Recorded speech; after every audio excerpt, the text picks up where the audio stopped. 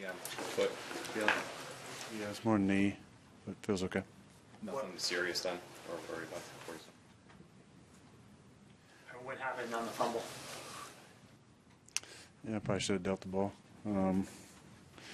Looked like we were pretty gloved at all the spots, but I either should have just got quick out of the pocket or just dumped it somewhere. That's bad play. Can you just talk about the 99-yard drive to start, and then what disappeared after that? Well, the rhythm disappeared, I think, just because it was a real strange game possession-wise. Not a lot of possessions, but high-volume plays. Yeah, I mean, that drive, everybody touched the ball. You know, I felt like we had a couple good runs.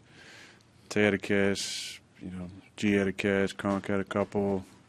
After that, they kind of just sat back in too high most of the game, and we didn't, you know, run the ball super efficiently, and you didn't throw it very efficiently from that point forward either. Aaron, you mentioned some positives in today's game. What is some of those positives that you would focus on to take into next week to change things around for you guys? Oh, I don't know. I mean, I think I thought Brees played really well.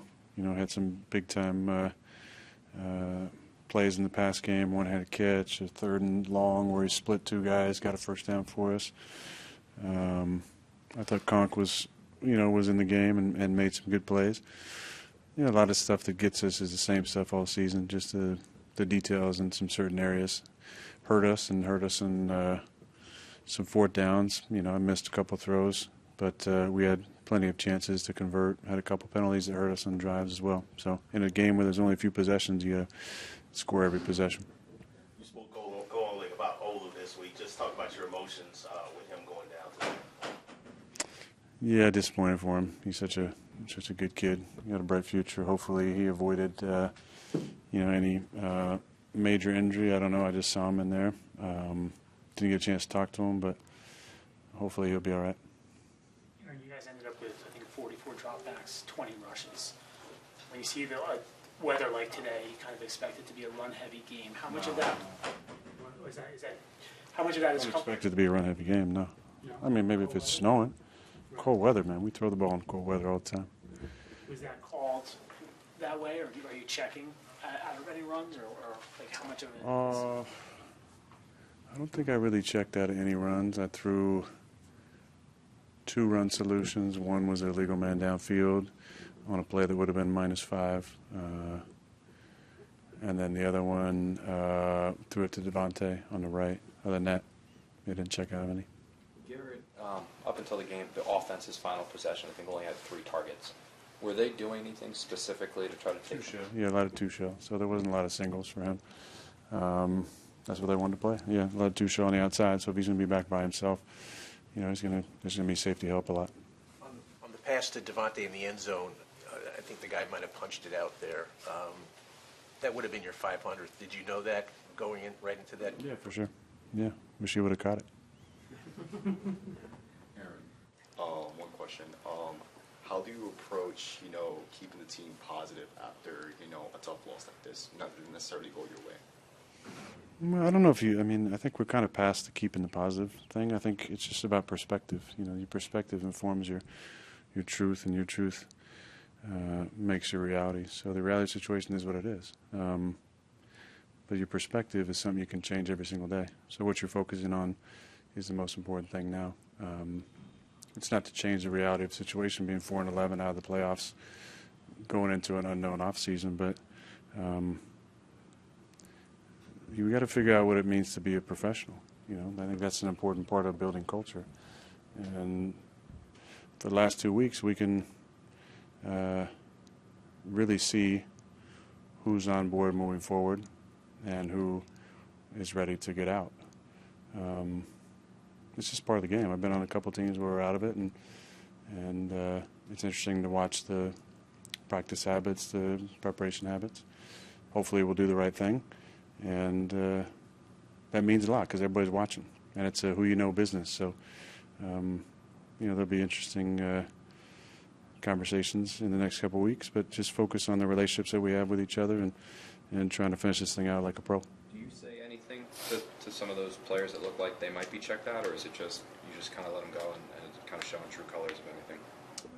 I think you try and say stuff for sure if you care about them. It's hard, it's hard. It's part of it, and I get it. It's been a rough season for all of us, but there's just a way of going about your business. I think that's important to learn in these adverse times. And there's a lot of guys who've really been practicing their butt off and been locked in, and hopefully everybody does that for the last 2 weeks. Couple more. How does the experience change for you throwing in Jacksonville versus throwing here, 18 degrees, where you're just used to it from Green Bay? Yeah, I mean, I've played a lot of games in the cold. Always felt like the pass rush is a little slower in the cold. I felt like the advantage we had a lot in Green Bay was not just the cold weather, but the field, because it was unpredictable, and a lot of guys wouldn't wear 7 studs for whatever reason, comfort-wise maybe, and I like that help us in the passing game. But on an artificial surface, it's a little less, obviously, with the field impacting the game. But I didn't feel like the pass rush was super effective today. I feel like our line blocked them up really good all day. I had plenty of time, and we just didn't get open and hit them when they were open enough. You stood up there after many losses talking about the little details, like that didn't happen. How frustrating is it to be standing here like this late in the season and still lamenting the same thing over and over again? Yeah, I mean, it's the reality, Rich. It's been all year. I think that's what needs to clean up moving forward for some of these guys to reach their full potential, is to just lock in on the details. And it's not just this offense. Whatever comes next after this, there's going to be important details in every offense, and that's just the little tweaks that are the difference between explosive gains or conversions and turnover on downs. How do you fix that then, Aaron? I know it's kind of just a direct question, but you've talked about it a bunch. You aren't the only one. Everyone who said it. A lot of guys realize that the little things are the problem, but they're not getting fixed. So how do you fix that?